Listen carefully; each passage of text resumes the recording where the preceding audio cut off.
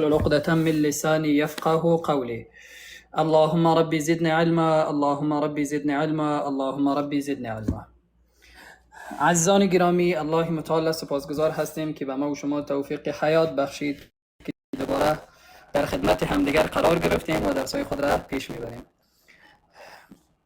در شبهای گذشته و بالخصوص شب قبل، شب سه شنبه، با شما در رابطه با اقسام وقف درس داشتیم و بحث هایی داشتیم و اقسام وقف را خواندیم که به چند دسته تقسیم شده و چگونه خوانده می شوند، چند قسمی از او خوب است و چند قسمی از او بد است. این مواردی بود که در درسی گذشته ما و شما پیرامونی از او بحث کردیم. امشب درس ما و شما پیرامونی علامت های وقف است، یعنی نشانه های وقف است. در قرآن کریم یک سلسله علائم است و یک سلسله نشانه هست که علمای تجوید برای هر کدام از او تعریف های خاص و همچنان القاب خاصی ذکر کردن و امشب ما و شما علائم وقف را میخوانیم. اول دو قاعده را در باب وقف متوجه باشین، دو سخن را در باب وقف متوجه باشین. وقف به ابتدای هر آیت به طور مطلق سنت است، یعنی هر جایی که آیت خلاص شد آیت بعدی شروع می شود، پس بناء در اینجا وقف کردن به طور مطلق سنت است. به طور مثال یک نفر می خواند الحمدلله رب العالمین، در عالمین وقف است. وقتی که در عالمین وقف است آیت پره شده، اینجا وقف کردن سنت است. سنت رسول الله صلی الله علیه و سلم است و رسول الله صلی الله علیه و سلم در ابتدای هر آیت وقف میکردن. یک. دوم، در قرآن کریم وقفی از لحاظ حرام یا ناجایز شرعی وجود ندارد. ما و شما در قرآن کریم وقفی را پیدا کردن نمیتوانیم که در اونجا وقف کردن حرام باشد، مگر زمانی که معنا چی بکند؟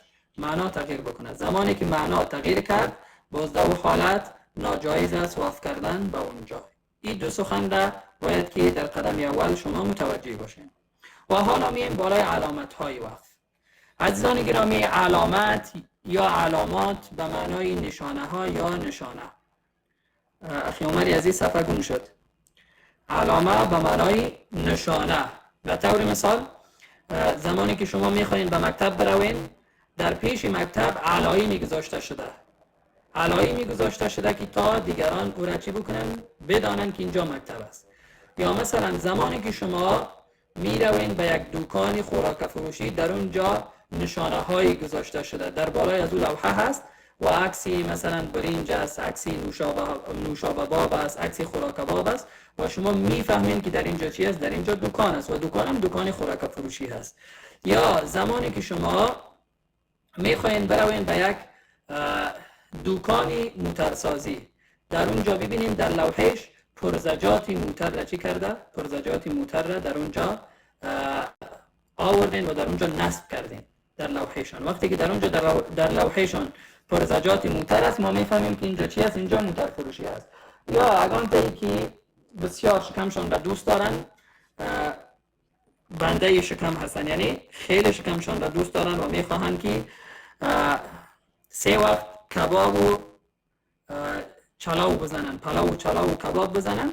زمانی که به نزدیک هتل میروند در اونجا چی نیست؟ در اونجا عکسی کباب و خلاصه عکسی پلاو و عکسی بعضی چیزهای دیگر نصب شده هست، تا اینکه هر کسی که اگر ختم نمیفهمه به عکس‌ها متوجه شود و بفهمه که در اینجا چی است؟ در اینجا هتل است.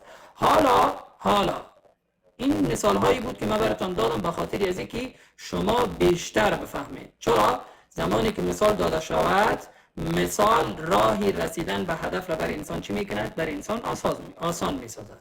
اینجا علامت هایی در قرآن کریم گذاشته شده تا ما و شما را کمک میکنند که درست قرآن را به شکل زیبا تلاوت بکنید.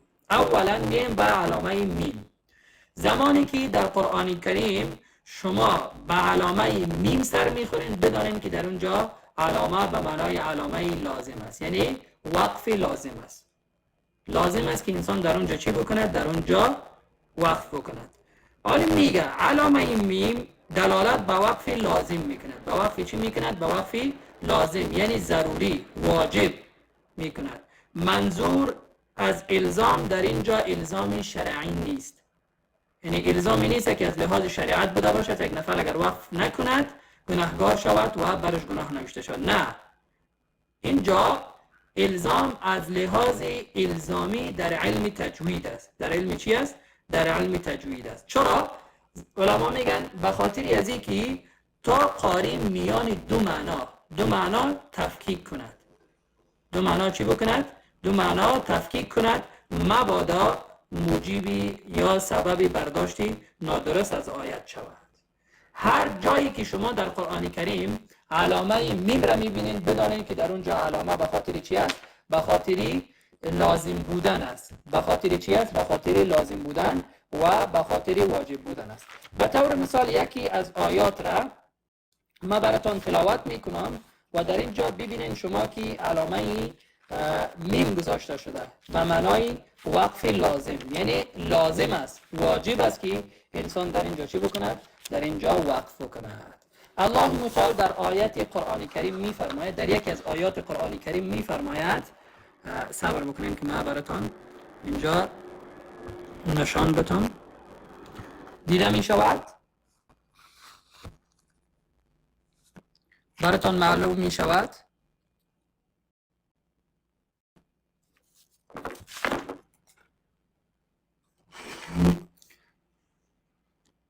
قرآن کریم شما دارین، ببینین الله متعال در اینجا میفرماید. خب سه آیت اول متوجه باشین. یا ایها الذین آمنوا لا تتخذوا اليهود والنصارى اولیاء. دیدین در اولیاء در اینجا چی است؟ وقف است، علامه وقف است. البته وقف نیست، علامه وقف است. وقف هم علامهش چی است؟ علامه میم است، یعنی علامهش وقف لازم است. ببینید بعد از همزه در اینجا میمی کوچیک است. این میمی کوچیک علامه چی است؟ علامه وقف است، وقف جایز است.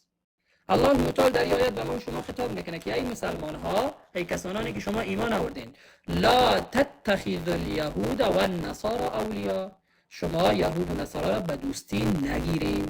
دیدین؟ پس وقف لازم است، واجب است که ما باید در اینجا وقف کنیم.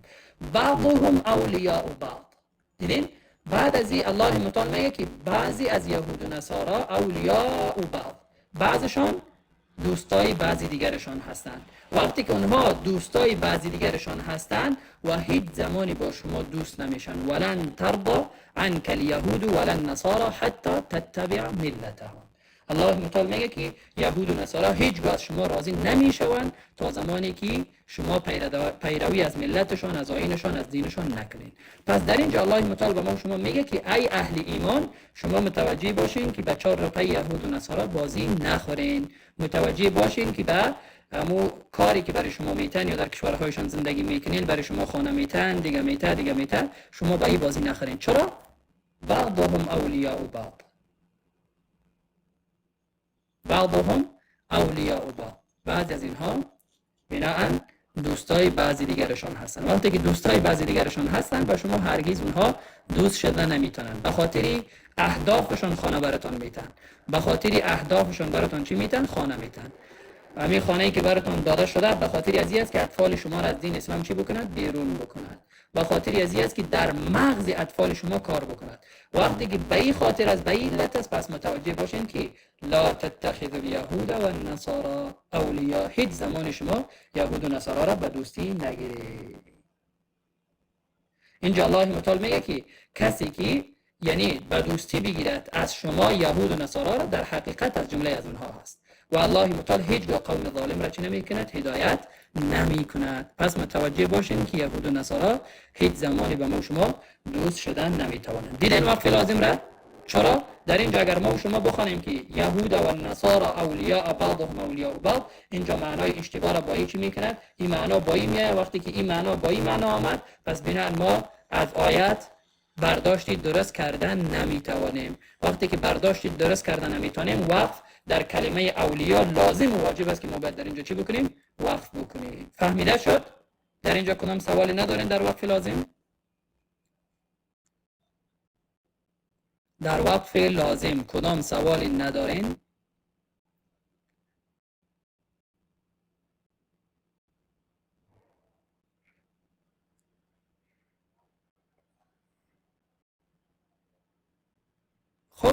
سوال که ندارین میم بخیر به قسم دوم. زمانی که قسم دوم را خواندیم باز انشاءالله براتون دوباره آیت میارم. دوم علامه وقف ممنوع. علامه وقف چی؟ علامه وقف ممنوع. در قرآن کریم ما شما علامه وقف ممنوع هم داریم، یعنی در اونجا نباید ما شما وقف بکنیم. او کدام است؟ لام نوشته است، لام الف و همچنان میم. علامه وقف ممنوع. ممنوع را خودتان میفهمید. در بعضی جاها نوشته است که ورودی افراد بیکاره ممنوع است، یعنی نمیتونه که در اینجا داخل شود. یا مثلا در بعضی جاها که برای نوشته است که غیر از کارمندان دیگر کسی نمیتونن که در اینجا داخل شون و ممنوع است. یا مثلا در شفاخانه برین اونجا نوشته است که شما نمیتوانید غیر از کسی که دکتر است، غیر از کسی که موظف است، شما نمیتوانید که در اتاق چه شوین، در اتاق داخل شوین، یعنی ممنوع است برای شما داخل شدن. اینجا زمانی که علامه لام را میبینین یعنی ممنوع از لحاظ از این هست که شما وقف کرده در اینجا نمیتونین. چرا نمیتونین؟ به خاطر از اینکه زمانی که وقف بکنین در اونجا جای مناسب برای وقف نیست. خب بیایم ببینیم چی میگه. میگه علامه لام دلالت به وقف ممنوع میکند. چرا؟ زیرا در صورت وقف بر این علامه معنا کامل نمیشود. زمانی که شما در اونجا وقف کردید چی نمیشود؟ معنا کامل نمیشود. زمانی که علامه لام را شما دیدین در اونجا چی نکنین؟ در اونجا وقف نکنین که معنا کامل نمی شود و خوب و بهتر می هست که به تو وصل کرده شود. خب حالا مییم بخیر دوباره به آیات قرآن کریم.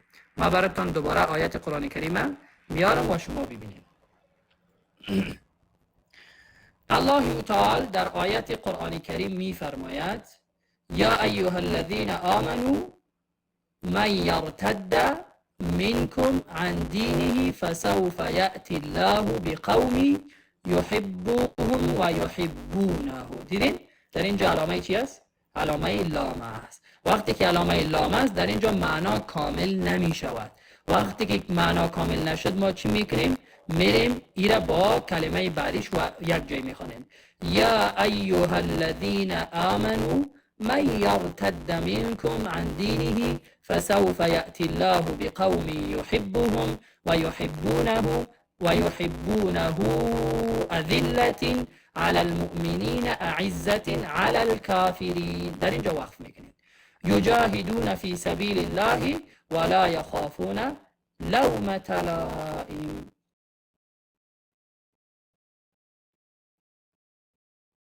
اینجا الله متعال و ما شما میگه که کسانی که شما ایمان آورده اید، کسی که یعنی رویش دور میته از دین، الله متعال کسی را میاره که او شما را دوست داره و شما او را دوست دارین. الله متعال او را دوست داره و او الله متعال را دوست داره.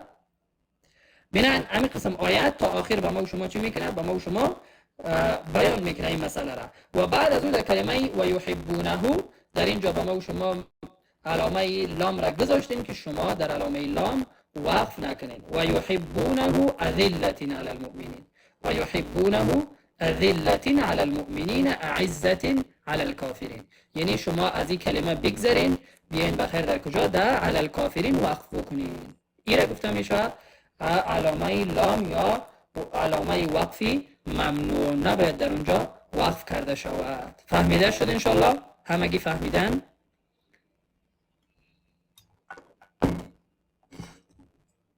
نوشته بکنین بله یا نخیر. اگر فهمیدین بگوین بله، اگر نفهمیدین نوشته بکنین نخیر. خب درست. زمانی که فهمیدین حالا میرین بخیر با وقف دیگر، با وقف دیگر یا با علامه وقف مجوز. یکی ما وقف جایز داریم، یکی مجوز داریم. خب بیاین ببینیم که فرق بین وقف جایز و مجوز چی است. علامه وقف جیم. علامه وقف چیست؟ علامه وقف جیم. جیم به معنای وقف 50-50. میفهمین؟ یک نفر برش میگویی که برادری عزیزم اگر از این راه رفتی خوب است برات و اگر این راه از این راه دیگر هم رفتی خوب است برات. او پرسان میکنه که کدامش بهتر است. تو در جواب برش میگویی که هیچ فرق نمیکنه. اگر از این راه هم بروی به هدفت میرسی، از این راه هم بروی به هدفت میرسی، هیچ فرقی نمیکنه، هر دوش یکی هست. علامه جیم رم زمانی که شما در قرآن کریم میبینید به این معناست که وقف و وصل در اینجا هر دوش یک قسم است، بنابراین هیچ کدامش از یکدیگرش برتری ندارد. اگر وصل هم بخونین 50-50 است، اگر وقف هم بکنین یعنی 50-50 است. در هر دو حالت شما میتونید. خب علامه جیم دلالت به جواز وقف و جواز وصل میکند. و چی؟ علامه جیم دلالت به جواز وقف و جواز وصل میکند، یعنی هم میتوانید وقف کنید و هم میتوانید وصل بکنید.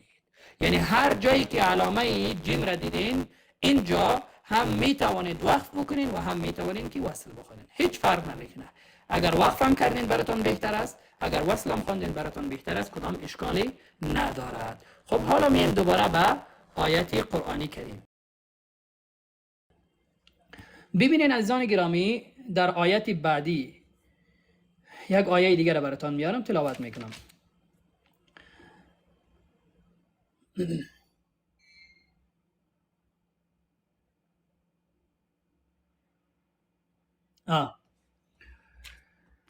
در این آیت متوجه باشین شما. الله متعال میفرماید که قل یا اهل الكتاب لستم على شيء حتى تقيموا التوراة والانجيل وما انزل اليكم من ربكم وليزيدن كثيرا منهم ما انزل اليك من ربك طغيانا وكفرا. دیدین؟ طغیانا و کفرا. در کفرا بعد از او علامه چی آمده؟ علامه جیم آمده. وقتی که علامه جیم آمده در اینجا ای دلالت برای چی میکنه؟ برای جواز وقف و جواز وصل میکند. و هم میتونیم که ما وصل بخونیم و هم میتونیم که ما وقف بکنیم. 50-50 هست. پس هیچ اشکالی ندارد. اگر وقف هم کردین درست است، اگر وصل هم خواندین درست است، هیچ کدام ممانعتی برای شما نیست. پس در هر دو صورت شما اختیار دارین. اختیار برای شما هست که شما اینجا وقف میکنین یا وصل، یا این قسم میخونین ما انزل الیک من ربک طغیانا و کفرا وقف، یا طغیانا و کفرا فلا تأس علی القوم الکافرین. به این شکل هم بخونین هیچ اشکالی ندارد. ای بود بحثی وقفی جیم. در اینجا سوال انتقاد پیشنهاد ندارین. در علامه جیمم سوال انتقاد پیشنهاد ندارین.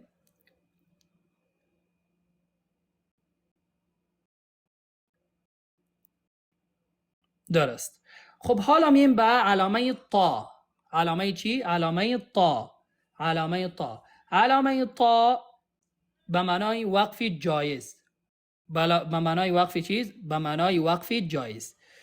علامه طا دلالت با وقف و وصل میکند. علامه طا به چی میکند؟ دلالت هم به وقف میکند و هم به وصل خواندن میکند. اما وقف کردن در اینجا بهتر و افضل تر میباشد. در جیم 50-50 بود. اگر وقف هم میکردین کدام مشکل نبود، اگر وقف هم نمیکردین کدام مشکل نبود.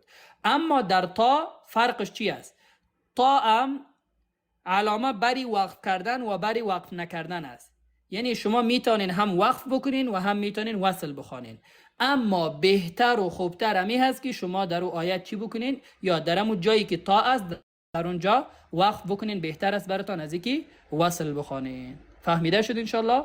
میم بخیر به آیت دیگری از قرآن کریم که در اونجا چنین چیز آمده باشد. خب ببینین در اینجا الله متعال به ما و شما میفرماید قل اتعبدون من دون الله ما لا یملک لكم ضرا ولا نفعا. الله متعال میگه که شما کسی را عبادت میکنین غیر از الله که مالکی نفع و ضرر نیست، یعنی هیچ چیزی را نمیتوند به شما برساند، نه نفع و نه ضرر. پس بینن در اینجا هم میتونین وقف بکنین و هم میتونین وصل بکنین. چرا معنا کامل شد. بعد از او الله متعال میگه والله هو السمیع العلیم. الله متعال در اینجا صفات خود را بیان میکنه. در اینجا معنا کامل شده و بهتر همی هست که در اینجا چی بکند؟ در اینجا باید وصل کرده شود. قل اتعبدون من دون الله ما لا یملک لكم ضرا ولا نفعا. هم میتونین وصل بخونین، هم میتونین وقف بکنین، اما بهتر و خوبتر همی است که در اینجا وقف شود. چرا؟ به خاطری که معنا کامل است و بعد از الله متعال صفات خودش در اینجا بیان میکند. در اینجا الله متعال تمام معبودان باطل را چی میکند؟ نفی میکند و بعد از او الله متعال اثبات چی؟ اثبات صفات خودش میکند. والله هو السمیع العلیم. قل اتعبدون من دون الله ما لا يملك لكم ضرا ولا نفعا والله هو السمیع العلیم. یک شکل. یا دوم، قل اتعبدون من دون الله ما لا يملك لكم ضرا ولا نفعا والله هو السمیع العلیم. به شکلم میتونین که بخونین، اما بهتر است که در ولا نفعا وقف شود. ای بود علامه تا. در اینجا سوال، انتقاد، پیشنهاد دارین یا خیر؟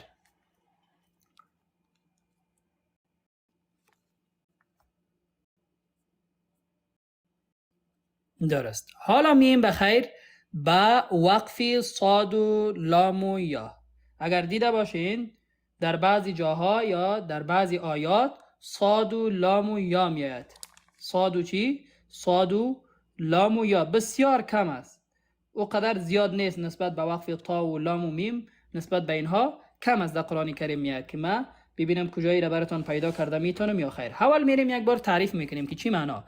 علامه صاد و لام و یا دلالت به جواز وقف و ترجیح وصل دارد. یعنی هم میتونین وقف بکنین و هم میتونین وصل بخونین، اما در اینجا بهتر و افضلتر می هست که چی شود؟ وصل کرده شود. برعکس تا است. در تا هم میتونستیم وقف بکنیم و هم میتونستیم وصل بخونیم، اما بهتر چی بود؟ وقف کردن بود. اما در صاد و لام یا زمانی که علامه شما در قرآن کریم میبینین، در اینجا هم وقف جواز دارد و هم وصل جواز دارد، اما بهتر و خوبتر می هست که در اینجا چی بکنه؟ در اینجا قاری وصل بکند. اما جایی که چنین علامه را دارد او را با کلمه بعدیش وصل بخواند یا وصل بکند. فهمیده شد؟ فرق ازی با فرق تا را فهمیدین؟ در تا چی بود؟ در تا بهتر و خوبتر می بود که وقف کرده شود، اما در صاد و لام زمانی که علامش میاد بهتر و خوبتر می است که در اینجا وصل بخواند، یعنی همون کلمه را با کلمه بعدی یک جایی بخواند. حالا ما در قرآن کریم براتون چی میکنم؟ مثال میتونم. فهمیده شد؟ تا اینجا میم بخیر به اولی قرآن کریم، به سوره فاتحه یا به سوره بقره. در اینجا ببینین عزیزان گرامی، در اینجا ببینین الله متعال به ما و شما میفرماید، الله متعال به ما و شما میفرماید به همه الف لام میم ذلك الكتاب لا ریب فیه. لا ریب فیه، لا ریب، ببخشین در لا ریب. در لا ریب در اینجا چی هست؟ دیدین هم میتونین وقف بکنین و هم میتونین وصل بخونین، اما علامه چی است؟ در اینجا چند علامه هست؟ 3 علامه هست. من هر کدامش ان شاء الله براتون تشریح میدم. جیم خوب براتون تشریح دادم که 50-50 است. هم میتونین وصل بخونین و هم میتونین که وقف بکنین. اینجا 50-50 یک علامه، دوم صاد و لام و یا. در اینجا هم وقف کرده میتونین و هم وصل، اما بهتر می هست که چی شود؟ وصل کرده شود. وقتی که 15 دیگه از این آمد به بالای جیم چند میشه؟ 75. یعنی 75% بهتر و خوبتر می هست که در اینجا چی شود؟ گذشته شود و خوانده شود. چرا؟ به خاطر در اینجا در اول در جیم به ما و شما اختیار داد، هم وصل و هم وقف. بعد از او صاد و لام یا آمد. وقتی که صاد و لام یا آمد علامش در اینجا به ما و شما اختیاری از این داد که بهتر و خوبتر می هست که از اینجا گذشته شود. وقتی که گذشته شود اینجا جیم را چی کرد؟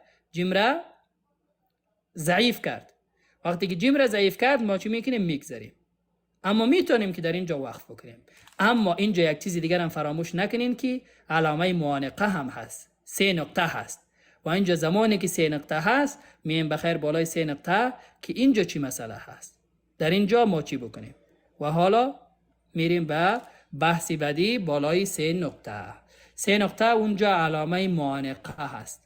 معانقه، علامه معانقه را متوجه باشین. 3 نقطه سردسر، علامه معانقه 3 نقطه سردسر. درسی اخیر ما و شما 3 نقطه سردسر. علامه معانقه یا 3 نقطه پشت هم در 2 کلمه میایند. هیچ امکان ندارد که اینمی 3 نقطه در یک کلمه بیاد، در 2 کلمه میایند. یا در کلمه اول میاد خلاص میشود میره و در کلمه دوم میآید، یا اگر در کلمه دوم نامد در کلمه سوم میآید، اگر در کلمه سوم نامد در کلمه چهارم میاد، بالاخره در امی آیت در یک جای دیگه هم میآید. هیچ امکان ندارد که نیاید. علامه معانقه یا سه نقطه پشت هم در دو کلمه میان، یعنی در یک آیت یا در اولش یا در وسطش یا در اخیرش. و دلالت به این میکند که در یکی از اینها یعنی اگر در اولش وقف شد در دومش وقف نمی شود. در سه نقطه اگر در یک آیت دو جای آمد، شما در اولش وقف کردین، در دومش وقف نمی کنین. اگر در دومش وقف کردین، در اولش وقف نمی کنین. در سه حالت وقف به معانقت درست است، اما در یک حالت درست نیست. ببینین 4 حالت را در این پایین من نوشته کردم براتون. حالت اول وقف به اولش، اگر به اولش وقف کردین درست است، هیچ اشکالی ندارد، درست است. حالت دوم وقف بر دومش، یعنی در اولش وقف نمیکنین، میین در سه نقطه‌ای که بعد از اول آمده در اونجا وقف میکنین، این هم درست است. یا وقف به آخری آیت، نه در اول وقف میکنین نه در دوم وقف میکنین، یعنی دو جای پشت هم آمده، در اولش هم وقف نمیکنین، در آخرش هم وقف، در دومش هم وقف نمیکنین، بلکه آیت را کامل میکنین و میروین در آخری آیت وقف میکنین، این هم درست است.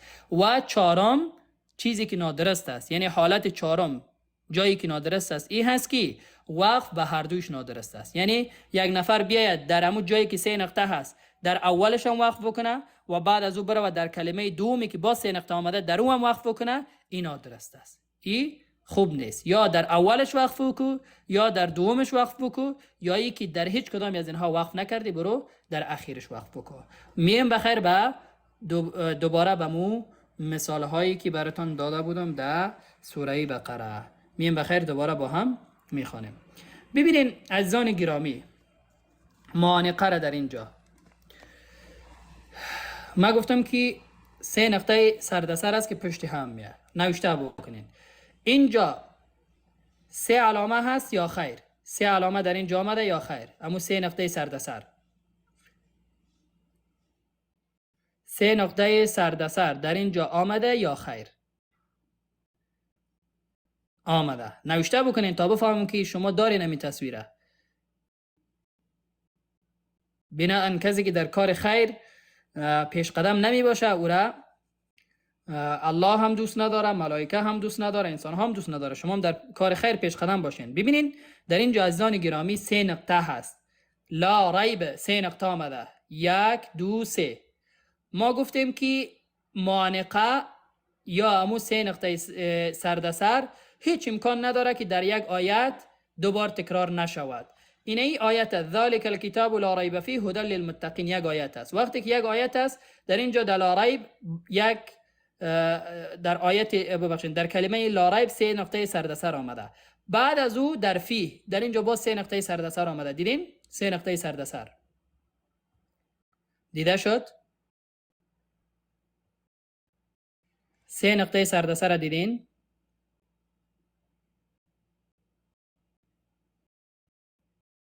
نوشته بکنین عزیزان گرامی. سه نقطه سردسر در این جام هست. ما گفتیم زمانی که سه نقطه سردسر در قرآن کریم آمد و ما با اینها سر خوردیم چی بکنیم؟ در اولش وقف بکنیم. سه حالتش جایز بود، یک حالتش ناجایز. در اولش وقف بکنیم. این چی است؟ این اول است. دیدین؟ این اول است. در اینجا ما وقف میکنیم یک حالت. در اینجا ما وقف میکنیم. یا در اول وقف نمیکنیم میریم در چندم؟ در دوم وقف میکنیم. در دوم وقف میکنیم. ذالک الکتاب لا ریب، یا دری وقف میکنیم. اگر دری وقف نکردیم بینن دری وقف کردن بهتر نیست. چرا؟ به خاطری که غیر از این سه چیز دیگه، دو چیز دیگه هم بود، یکی صاد و لام و یا بود که خواندیم و یکی جیم بود. وقتی که دری بهتر نیست چی میکنیم؟ میریم در دوم. دری هم میتونیم وقف بکنیم اما دری وقف نمیکنیم میریم در دوم. ذالک الکتاب لا ریب فیه، بینن دری وقف کردیم. وقتی که دری وقف کردیم دی وقف نمیکنیم، وقتی که دی وقف کردیم دی وقف نمیکنیم. فهمیده شد؟ در اول وقف شد در دوم وقف نمیشه، در دوم وقف شد در اول وقف نمیشه. این دو حالت. حالت سومش چی بود؟ نه دی وقف میکنیم نه دی وقف میکنیم، میریم مکمل آیت را میخونیم در اینجا وقف میکنیم. در اینجا چی میکنیم؟ در اینجا وقف میکنیم. چه شکل؟ ذالک الکتاب لا ریب فیه هدی للمتقین. در اینجا وقف شد. اگر دی وقف کردیم جایز، یک. اگر دی وقف نکردیم دی وقف کردیم جایز، دو. اگر دی و دی وقف نکردیم دی وقف کردیم جایز. سه، این سه حالتی است که جواز داره. اما حالت چهارم که ناجایز است چیست؟ ذلك الكتاب لا ریب فیه هدى للمتقین. این ناجایز است. چرا؟ نمیتونیم که هم در اول وقف بکنیم، نمیتونیم که در دوم وقف بکنیم و بیایم در آخر روایت هم وقف بکنیم. این اشتباه است. یا در اول یا در دوم، یا ای که در هیچ کدام از اینها وقف نمیکنیم، میایم در آخر روایت وقف میکنیم. اگر در دوی از این وقف کردیم، در آخر روایت هم وقف کردیم، این ناجایز است. ذلك الكتاب لا ریب فیه هدى للمتقین. ذلك الكتاب لا ریب فیه هدى للمتقین. ای درست. ذلك الكتاب لا ریب فیه هدى للمتقین. ای اشتباه است و نباید که به این شکل وقف کرده شود. ای بود عزیزان گرامی درسی امشب ما و شما. الله متعال از ما و شما قبول بگرداند. پس بناء سوال، انتقاد، پیشنهادی داشته باشین در درس، فلیتفضل مشکورا. بفرمایید. قبل از اینکه به سوره برویم، سوال، انتقاد، پیشنهاد داشته باشین، بفرمایید.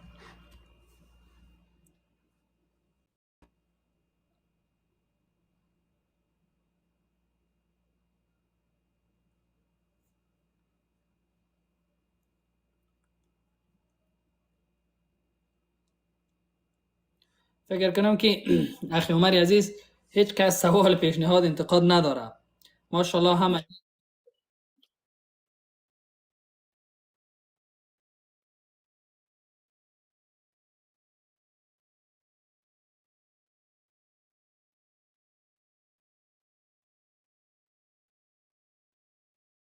الله متعال حفظتان بکنه اخی جان عزیز. همه قدر الله متعال به ما علمش داد، همه قدر میتونیم. از این بیشتر دیگه نمیشه که تشریح داد. فهمیدین حضرت عمر صاحب عزیز؟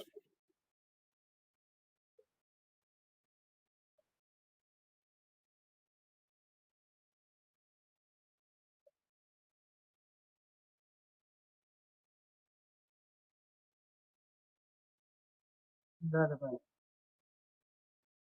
100%.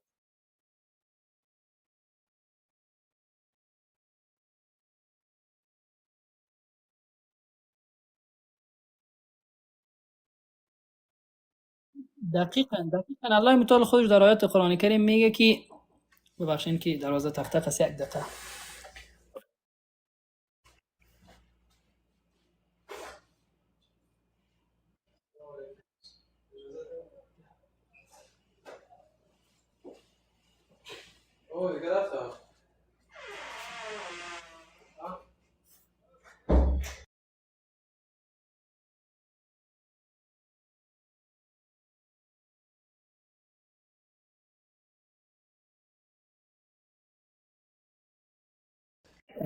بله حضرت عمرپور صاحب عزیز، الله متعال کمی بلندش کن، کمی بلند کجا رو؟ الله متعال در قرآن کریم وقتی که مثال میته، این میگه که ان الله لا یستحی ان یضرب مثلا ما بعوضة فما فوقها فاما الذين آمنوا فیعلمون انه الحق من ربهم. الله متعال ایبان نمیورزد از اینکه مثال بزند مانند پشه، یا بالاتر از اوره یا کوچکتر از اوره. این متعال دارن میگن که از جانبی الله متعال هست. هر چی که از جانب الله متعال.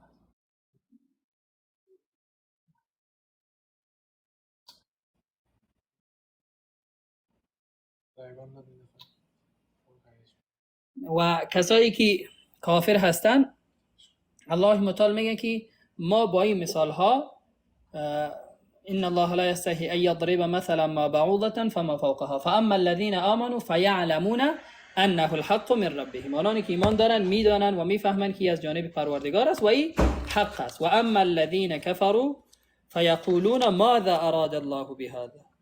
اما کسایی که کافر هستن میگن که ماذا اراد الله بهذا مثلا، چی اراده داره الله متعال به این مثال ها که مثال میزنه. الله متعال میگه که یضل به کثیرا و یهدی به کثیرا. الله متعال گمراه میسازد به این مثال ها، به واسطه همین مثال ها بعضی را، و یهدی به کثیرا، و هدایت میکنه بسیار زیادی از مردم را. و ما یضل به، اما متوجه باشین، و ما یضل به و گمراه نمی شود به این مثال ها الا الفاسقین، مگر کسایی که فاسق هستند. و فاسق 5 معنا دارد که فاسق به معنای کافر هم میاد، فاسق به معنای گمراه هم میاد، فاسق به معنای منافق هم میاد. خب خلاصه باز فاسق چندین معنا داره، در هر جای امو کاربرد خود را داره و اصطلاحاتی هست که در هر جای استفاده می شود. اما ببینیم که در اینجا الله متعال میگه مثال خیلی انسانها را به هدف میرساند، هدایت میکند، اما خیلی انسانها را هم چی میکند؟ گمراه میکنه. که چرا الله متعال مثلا مثال میته به پشه، چرا مثال میته مثلا به شتر، چرا مثال میته مثلا به دریا، چرا مثال میته مثلا به کوها. این آیاتایی که پیش ما، افلا ينظرون الى الابل کیف خلقت، آیا نظر نمیکنن به شتر که چگونه الله متعال شتر را آفریده، و الى السماء کیف رفعت، به طرف آسمان که چگونه الله متعال او را بلند کرده، و الى الجبال کیف نصبت، و به طرف کوها که چگونه الله متعال اینها را با هم ردیف چینده، نصب کرده، و الى الارض کیف سطحت، به زمین که چگونه ایره اموار کرده. و بعد از او به پیامبر صلی الله علیه و سلم میگه که تو تبلیغ دین تو بکو، دعوت بکو مردم را، هر چی که از طرفی الله برات آمده به مردم برسان، فذکر، پند بده. یعنی چی معنا؟ مردم را برشان بگو، بیان بگو، پند بده، بیم بده، مثال ها را برشان بخوان، از توحید بگو، از قصه های قرآنی برشان بگو، از احکام بگو. انما انت مذکر، جز این نیست که تو پند دهنده و بیم دهنده هستی مردم را، لست علیهم بمسیطر. و بعد از الله متعال برشان میگه که تو بالای از این به مردم سیطره نداری و نگهبانشان نیستی، که اگر اینها ایمان آوردن یا نآوردن بینن بگردنی تو هیچ چیز نیست. فهمیده شد؟ امین و ایاکم. بریم بخیر یک بار تلاوت بکنیم و بعضی جاهایش بیان بکنیم. أعوذ بالله من الشيطان الرجيم. بسم الله الرحمن الرحيم. ونمارق مصفوفا وزرابي مبثوثا أفلا ينظرون إلى الإبل كيف خلقت وإلى السماء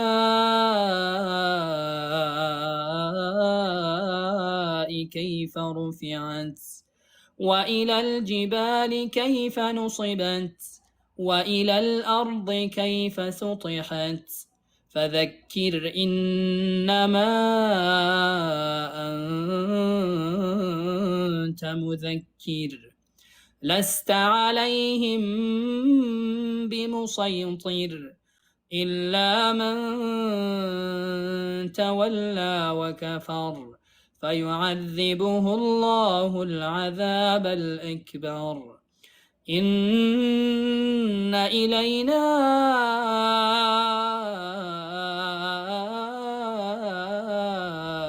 إيابهم ثم إن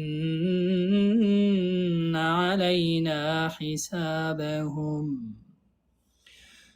خب عزیزان گرامی، در قدم اول ما و شما قبل از اینکه درس را شروع بکنیم یک چیز را براتون گفته بودم که وقف در اخیر هر آیت و ابتدای هر آیتی است به طور مطلق سنت است. یعنی انسان زمانی که قرآن را تلاوت میکند باید که چی بکند؟ در اخیر هر آیت وقف بکند. به طور مثال و نمارق مصفوفه، در اینجا آیت تکمیل می شود و بعد از او و زرابی مبثوثه آیت دوم شروع می شود. وقتی که آیت دوم شروع می شود به طور مطلق وقف کردن در اخیر هر آیت و اول هر آیت بعدی که شروع می شود بناهن به طور مطلق سنت است و باید که وقف کرده شود. خب میریم به جاهای پر و خالی از این. و نمارق قاف پر است، ما نمیتونیم و نمارق بخوانیم. و نمارق قاف پر، مصفوف صاد پر، دیگه حروفا باریک. و زرا را و زرابی و زرا را پر است و زرابی. افلا ضاد پر است، پر خوانده میشد. الى الابل کیف خا پر است، پر قاف پر است، دیگه حروفایی که در این آیت آمد باریک است. و الى السماء کیف رفعت را پر و الى الجبال کیف نصبت صاد پر. و الى الارض روضات كيف سطحت تا پر. فذكر انما انت مذكر. اینجا حروف پر نیست، دو بار را ذکر شده که اما را باری خوانده میشه به خاطر از اینکه حرف ما قبلشان کسره است. لست علیهم بمسیطر. صاد و تا در اینجا پر است. در آیتی 43 هست فکر کنم، ببخشید 23 هست، 23 بله 23 اینجا حرفی پر را است. و کفر را پر. فیعذبه الله، الله لام جلاله در اینجا پر است. عذاب الاکبر را پر. ان الینا ایابهم ثم ان علینا حسابهم. دیگر حروفی پر وجود ندارد. میریم بخیر به مدها. و نما، ما مد اصلی 2 حرکت. و نمارق مصفوفه. و زرا مد اصلی. مبثو مد اصلی. افلا مد اصلی. ینظرون را مد اصلی. لا مد اصلی 2 حرکت. كيف مد يسلي، كيف المد لين. وإلى السماء كيف رفعت. سما مد واجب متصل است 4-5 حرکت، یعنی خوب دراز گرفته میشد. كيف 2 حرکت. و الى الجبال 2 حرکت. كيف 2 حرکت. و الى الارض كي 2 حرکت مد لين. فذكر انما انت مد جایز منفصل 3-4-5-6 حرکت. لست عليهم بمسيطر. علي مد لين. إلا مد أصلي. تولى مد أصلي. فيعذبه الله مد أصلي. عذا مد أصلي. إن إلينا مد جائز منفصل. إيا مد أصلي. إن علينا نا مد أصلي. حساء مد أصلي. خب میریم بخیر به اخفاء و اظهار و ادغام یزی. و نمارق مصفوفه اینجا اخفاء و اظهار چیز نیست. و زرابیو بیو. بعضی ها میخوانه و زرابیو نه. و زرابیو بیو بیره با یا خوب محکم. و زرابیو مبثوثه. زرابیو ادغام بدون غنه. افلا اخفاء. افلا ینظرون اشتباس. افلا ینظرون اخفای پر. کیف خلقت. و الى السما نخوانن. و الى السما اونجا الف و لام خوانده نمیشه، لام با سین خوانده میشه. و الى السماء کیف رفعت. و الى اینجا لام باز با لام خوانده میشه. چرا؟ در یکش الف لام قمری هست و در یکش الف لام شمسی هست. در اینجا لام با لام. و الى الجبال كيف نصبت. صاد پر. و الى با لام خوانده میشد، با الف خوانده نمیشه. و الى چرا؟ به خاطر که اینجا الف لامی چی آمده؟ الف لامی قمری هست. كيف رفعت. فذك ذال با کاف. بعضی ها میخوانه فذکر نه. فذکر این هم محکم و هم ادغامی با غنه. نمیتونیم بخونیم اینما نه. اینما این خوب محکم. انت اخفا. انت ما نمیتونیم بخونیم انما انت مذکر نه. انت اخفا. لست علیهم هم بمسیطر نمیشه. هم بمسیطر. اینجا ادغامی ببخشید اخفای شفوی میشود، یعنی میم از بینی و همچنان کمی از لبها. الا اشتباس. بعضی ها میخوانن الا من تولا. الا نه. الا خوب محکم. الا خوب محکم. من تولا. ما اخفا من کمی پد گرفته میشه. اخفا به معنای پوشاندن، یعنی اینجا نون را کمی میپوشونین. من تولا نمیتونین بخونین من تولا ظاهر میشه. نه من تولا واو بالام. تولا فیعذبه الله. بعضی ها میخوانن فیعذب الله نه. فیعذبه الله. خب محکم. فيعذبه الله العذاب الأكبر. عذاب الاکبر. این ادغام با غنه الینا ایابهم، مدی جایز منفصل. ثم نمیتونیم بخونیم ثم نه، ثم هم محکم و هم کمی محکم گرفته می شود و هم پد گرفته می شود. این ادغامی با غنه علینا حسابهم. دیگر قواعدش باشه عزیزان گرامی به درس های آینده، با خاطر که همون قدر براتون بس است و هم